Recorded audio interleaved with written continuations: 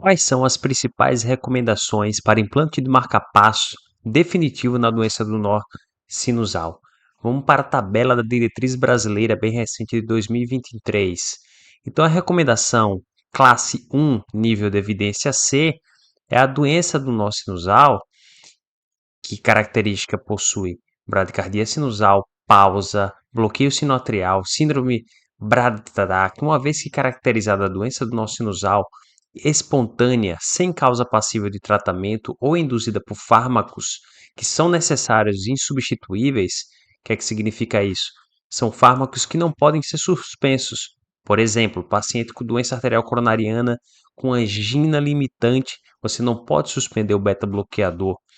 Ou uma insuficiência cardíaca, você precisa otimizar drogas com o intuito de melhorar a fração de ejeção e a classe funcional.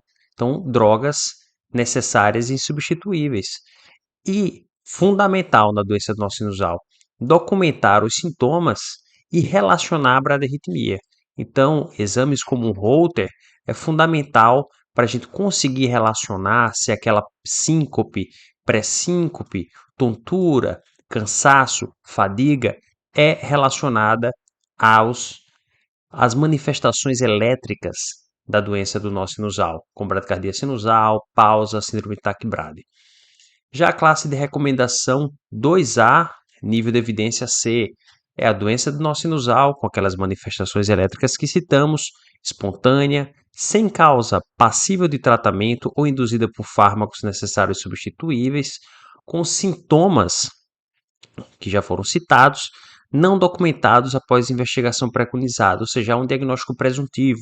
O paciente é idoso, o paciente já tem alguns sintomas que não foram flagrados no Holter, porém ele claramente apresenta tontura, pré-síncope, síncope, quiçá também algumas manifestações mais graves, como dispneia, e síncope inexplicada com evidência do nó sinusal do estudo eletrofisiológico.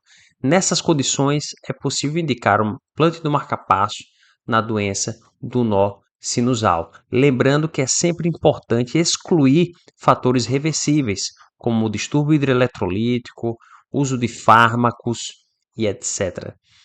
Com relação às indicações 2B, nível de evidência C, uma síncope de caráter inexplicável quando houver documentação de pausa sinusal acima de 6 segundos e assintomática, ou seja, o paciente assintomático, que no Holter foi evidenciado uma pausa acima de 6 segundos e o paciente teve uma síncope, porém não teve uma relação dessa síncope com a evidência eletrocardiográfica de doença do nó sinusal, pode ser indicado, porém o nível de evidência já cai bastante.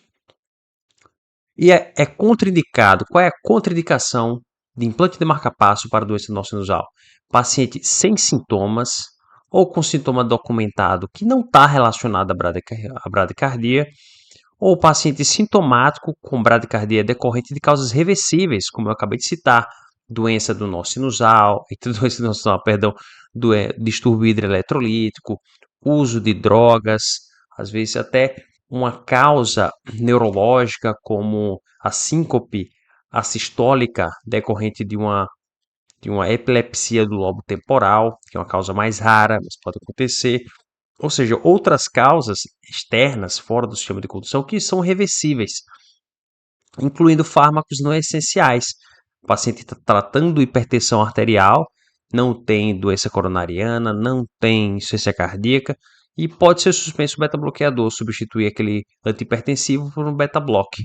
Então, suspende o beta-bloqueador e observa se esse paciente irá recuperar a função.